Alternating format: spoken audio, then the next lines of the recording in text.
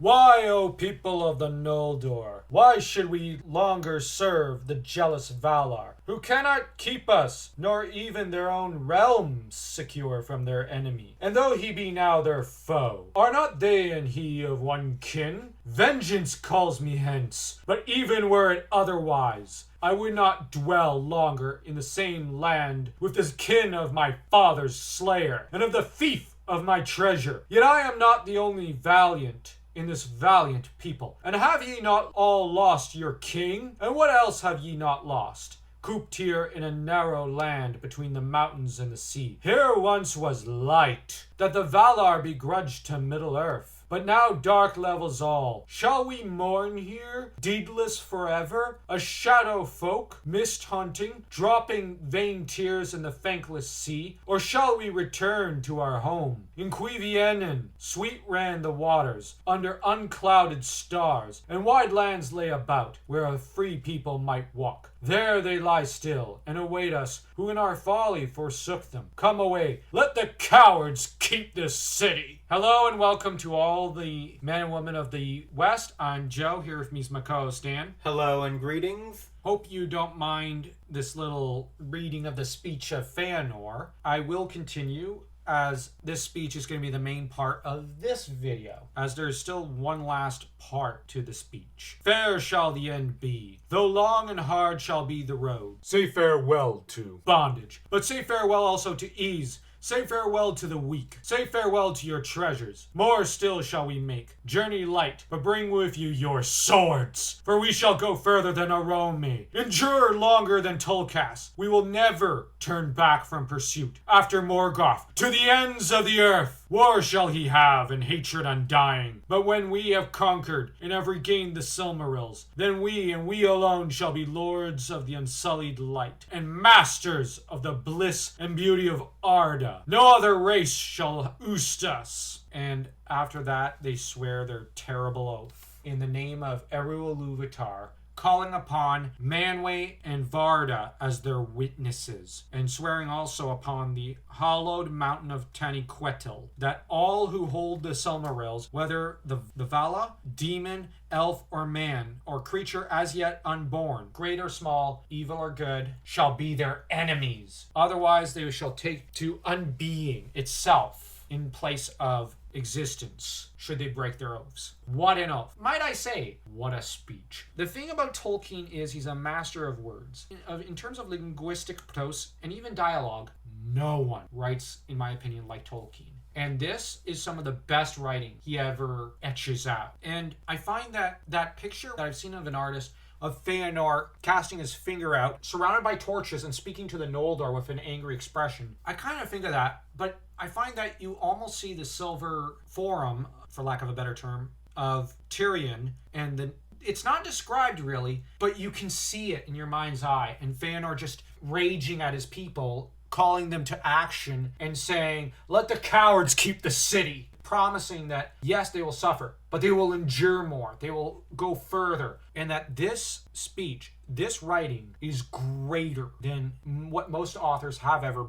been able to summon. In this case, this speech is not a case of less is more. More is more. Like I said, it's probably my favorite speech in literature. It's so furious, so maddened, and so full of just sheer human passion in a way, of grief, of rage, of anguish, of anger. I dare say Tolkien's hand must have trembled as he wrote it. So great must have been the passion inside of him. That's if he wrote it by pen, but if he wrote it by typewriter, as I think he did, his hands must have indeed been shaking as he typed the greatest speech in literature. What were your thoughts on the speech in general? We'll start with that, and then we'll start breaking down the speech a little and analyzing it. As it was going on, this is a great speech, but I could see a downward spiral. You can see that it's not going to end well. You don't need to hear the Curse of Mandos to know. It's kind of like the minute Anakin swears himself to Palpatine, you know nothing good's going to come of this. And that the passion of Anakin is going to lead to a great untold suffering on the part of the Jedi.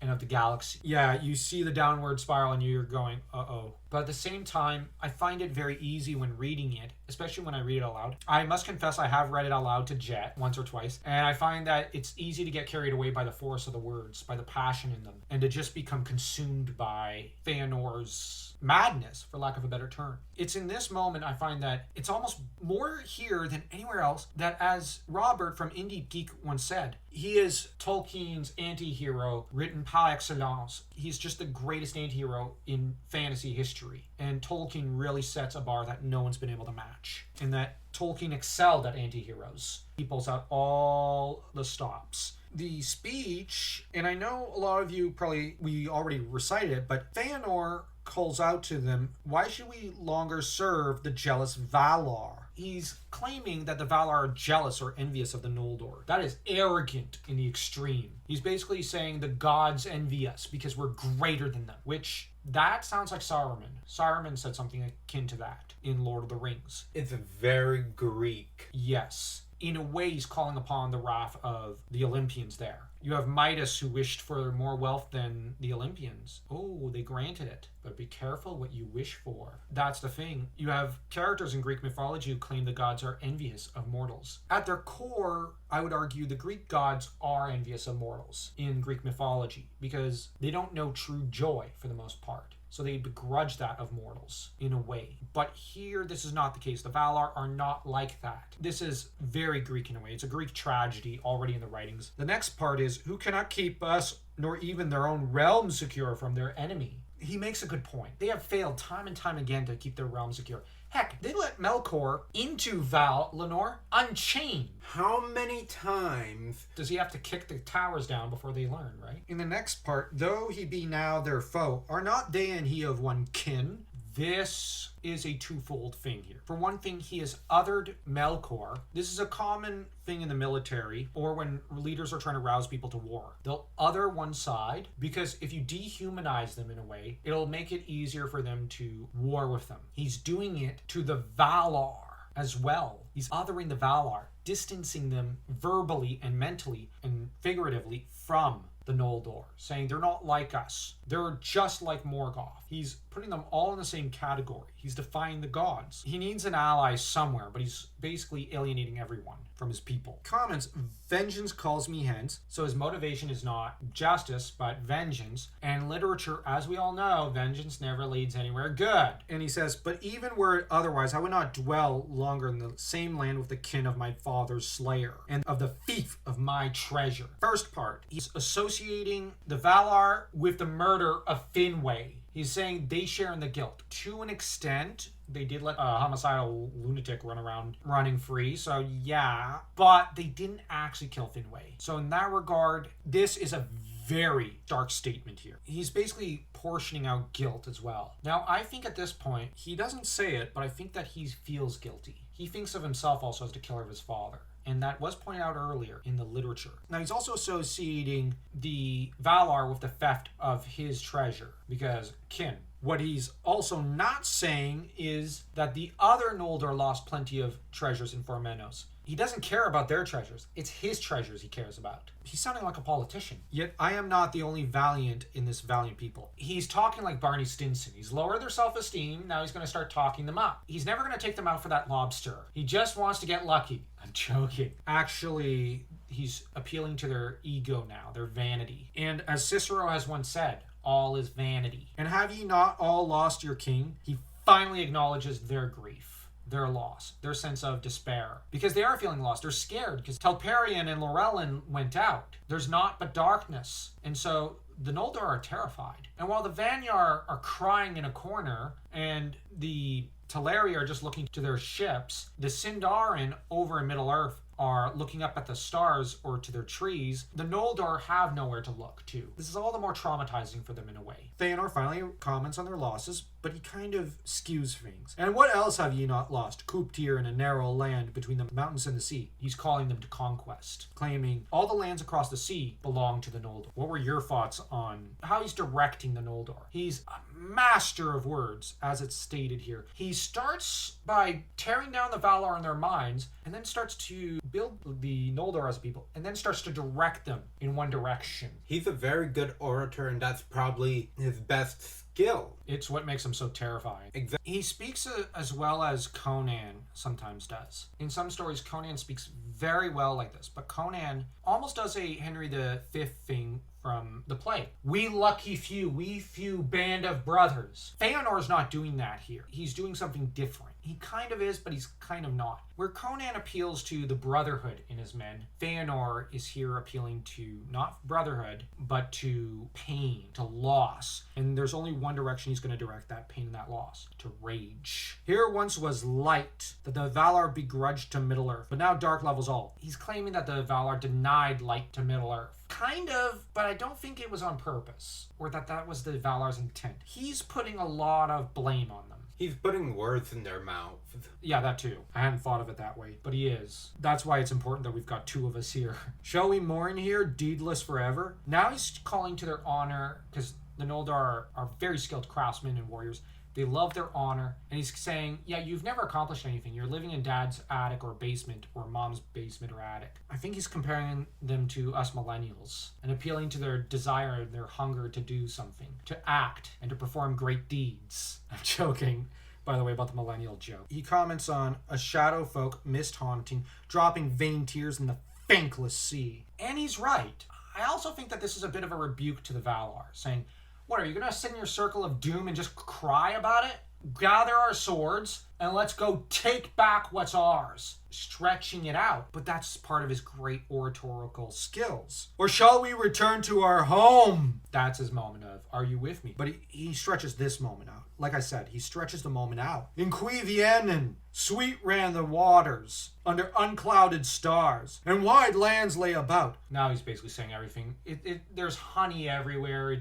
Life's better over there. The grass is greener. Why are we still here? This place is not paradise. That's paradise over there. We left paradise to become slaves, to put chains around our necks. And that's not really what happened. Although, from a philosophical point of view, the Valar did overawe the representatives of the elves before sending the ambassadors back to persuade the elves to come to Valinor. When certain Valar, like Ulmo, said, don't do that. No. In a way, you're domesticating them. You're institutionalizing the elves. Those that reach Valinor will not be able to survive without you to an extent. Learning how to is going to be incredibly traumatic, which, that's what happens. So there is an argument to be made here. And in some ways, the grass is greener on the other side because they have to suffer and toil in those fields. That's why the grass is greener. Because food, here's the thing. I'm just going to be honest. We tend to grow tomatoes here. We have a tomato garden. And I find that I prefer the taste of our tomatoes to the store-bought tomatoes.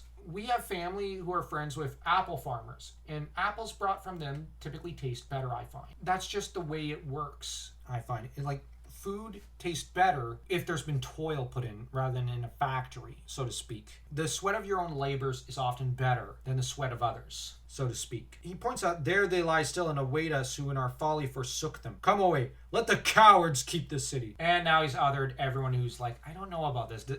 You sound kind of skeevy, Feanor. I don't know about this. Now, hesitation at this point is reasonable because what Feanor is proposing is indeed madness. And Feanor is speaking as one who is Fey. He's gone bonkers. And there are those who can see this. I almost imagine him pointing around him at some in the crowd who are doubtful and saying, let the cowards keep the city. And so that now they're in a corner. They have been othered. If you don't join Feanor, you're a coward. You're undeserving. If you join him, you're valorous. You deserve to have all the prizes. You deserve to enjoy in the spoils. It's funny how speeches since ancient Roman times, even pharaonic Egyptian times and Hittite times, have not really changed. The cowards stay at home. The valorous, the men, marched out there and took what was theirs. That's essentially how a lot of these speeches work. Tolkien has written Feanor as giving that kind of speech. From his point of view, they would be cowards to forsake their duty, which they have a duty to his mind. He's king. And he says, fair shall the end be. You're gonna die well. He's valorous or foolish? Well, he says fair end, like a clean death.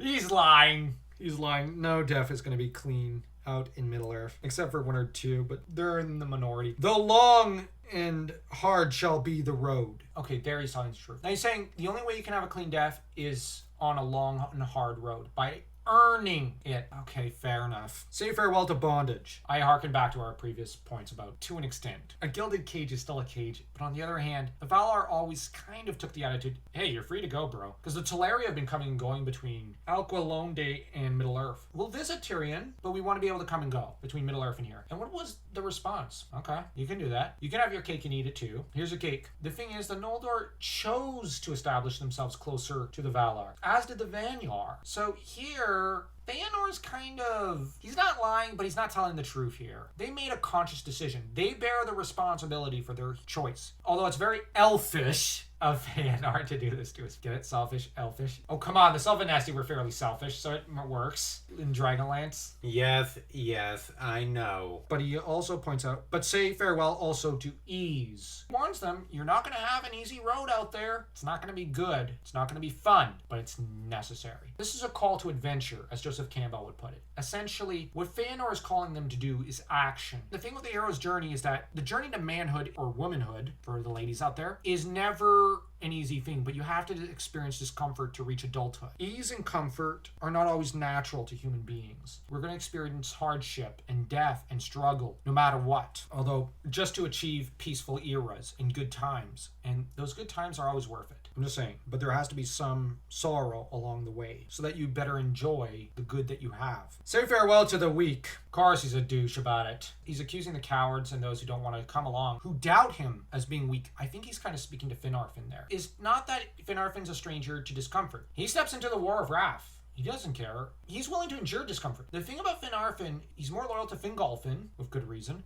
Finarfin and the other Noldor elves who aren't sure about this are generally, it's not the loss of comfort that frightens them. It's Feanor who frightens them. They kind of see him as being a little bonkers. Is this really what we should do? And he says, say farewell to your treasures, but more still shall we make. Okay, yeah, he ends up going there. Journey light, but bring with you your swords. There's something that William Wallace once said to the English. When the English told him from their side of the Stirling Bridge, him and the Earl of Moray, I think it was, they warned, surrender and you shall have peace, which was a lie, because this was during the first wars of Scottish independence. The English had no intention of showing any mercy or peace or compassion or goodness to the Scots. Wallace summed it up as, we have not come here for the comfort of peace, for blood and war, and we'll prove it in your very beards. And that's kind of the sentiment here. We're not going for the comfort of peace over where Morgoth has fled. We're going there with swords in hand. The Japanese, on the other hand, have a saying, an unsheathed sword is a sword that must be used at all times. A sword must have a scabbard, so that way it does not turn all friends and allies into enemies and victims.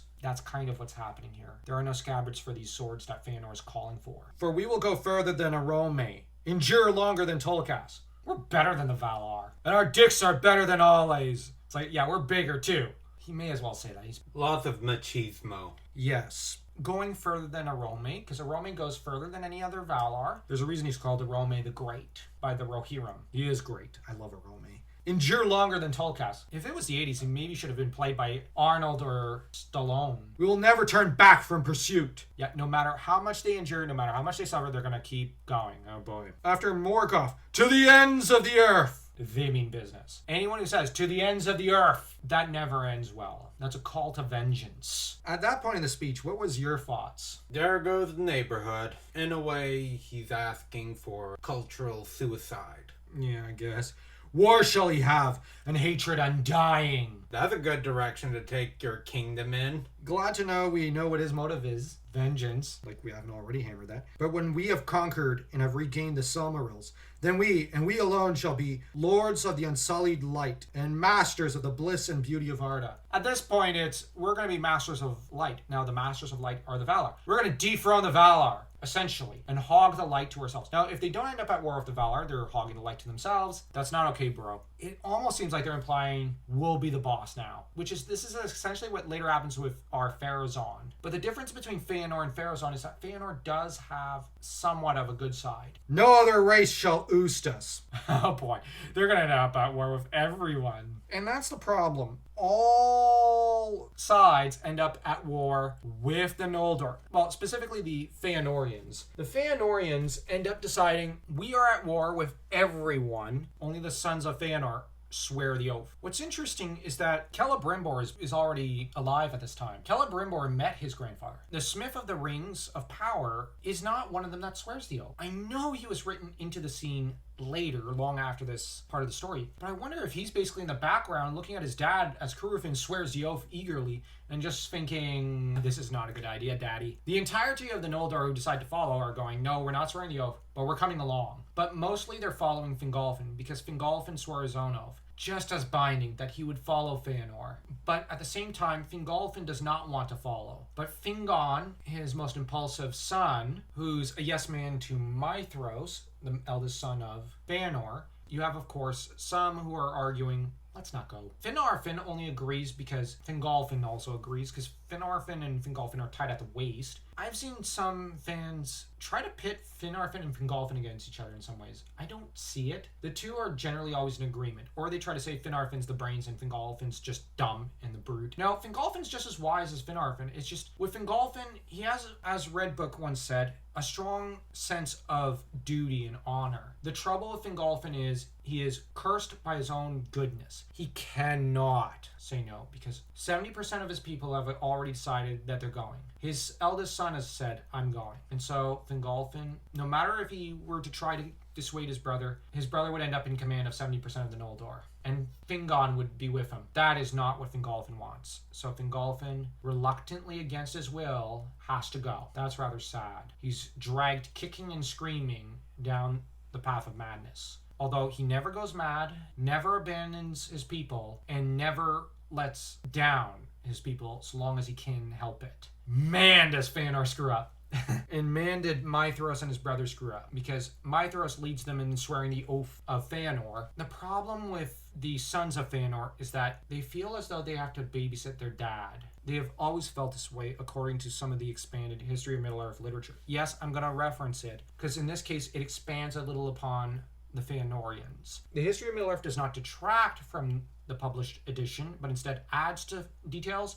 I'm all for including details. But if it detracts or tries to retcon out published Silmarillion stuff, generally I say don't listen to History of Middle-earth. It's just a bunch of rough drafts. And it was sidelined for a reason. That disclaimer aside, the Feanorians, they're a little infantilized. They have to stay at home with dad, but on the other hand, dad is bipolar. Like, if there's any character in literature who's truly bipolar, it's Feanor. He does have that disorder, ranging from the extremes of joy to the vast depths of anger and sorrow. He is a little unhinged. His sons, they feel guilty for their grandfather's death because they love their grandpa, but they're frightened for their father and feel that they have to swear the oath and they have to protect their dad from himself. In some ways, they have been forced to stay at home their entire lives, never allowed to venture out of the home by their dad, who's just such a barrel of energy. So he's not going to let them move out and make lives for themselves, but he's so needy and unhinged, and in some ways childish, he needs them to stay at home to babysit him. There is no way this relationship is healthy. What are your thoughts on it from a psychological point of view regarding these kids and their dad? A very bad codependent relationship. Logically should just opt out because this isn't healthy for them. They will get caught up in this obsession and they will lose track of themselves. You've not read on ahead, but that's precisely what happens, sadly. It's a situation where they should have probably got together and discussed the possibility of maybe their father should be removed from his position. Before it led to this, you mean? Exactly. Unfortunately, their father is a really great orator. Yeah, who can compete with him? And even they get swept up by his emotions. But they're so codependent with him that they can't think to say no here. Only Maithros later goes, yeah, that was a bad idea. But what do you think's Fingolfin getting dragged in? He should know this is a bad idea. He should stop his brother. But Dan, the only way to stop him would be to draw a sword against him. Which he's caught in a catch-22. Now that I think about it, there's another character that Fingolfin probably feels he has to protect. His great-nephew, Celebrimbor. You basically have a young elf. I don't know how old Celebrimbor is. I've seen some people posit that he might have been a child at the time. Others that he's about Galadriel's age. Here's the thing. If Fingon had not said, okay, I'm all for this, even then, you have Celebrimbor going, I'm not taking up this oath. And you have Curufin, his dad. Well, you're coming along, son. You got Celebrimbor who's going to be in danger, and he's really sweet-natured and kind and trusting. Are you really going to leave him alone with his grandpa and his psychotic dad and some of his psychotic uncles? Yes, Maethras will protect him, but Maethras has a hard time standing up to his father. Yeah, there's also that factor. But what do you think of Finarfin, who's just going, bad idea? When I read it, I often think it's like Fingolfin's the eldest son. You have Finarfin, who's like the middle brother, kind of caught between the two brothers. And you got the third brother syndrome with Feanor, where he has more energy than he knows what to do with. He's utterly brilliant, but he's all over the place. Finwë never should have played favorite, never should have enabled his son. Yeah, but what do you think of Finarfin's place in the family dynamics? He's trying to be the voice of reason in the room. It takes a lot of courage to stand up to someone like Feanor. However, as it stands at the moment, there's no standing up to him. Exactly. Even Finarfin gets swept up by this speech. And it's very easy to do. With such passion, it can overrule even the wisest of minds. Yeah, I think we've talked about the speech into the pavement. We're going to be moving on next time to the next part of this story. Hopefully we're going to conclude this chapter, but there's so much that happens in this chapter. There are so many themes and ideas and so much action that there are entire novels that don't have half the stuff that's happening here. The only characters I can think of who have half the oratory skills of Feanor are Raistlin, Conan, and probably Aragorn, and even Elrond a few times, and a bunch of other Tolkien characters because they're written by Tolkien. Anyways, tell us what you think of this part of and what you think of this speech and of this video. And if so, we hope that, like Feanor did to the Noldor to go conquer, that we have talked you into smashing that subscribe and that like button.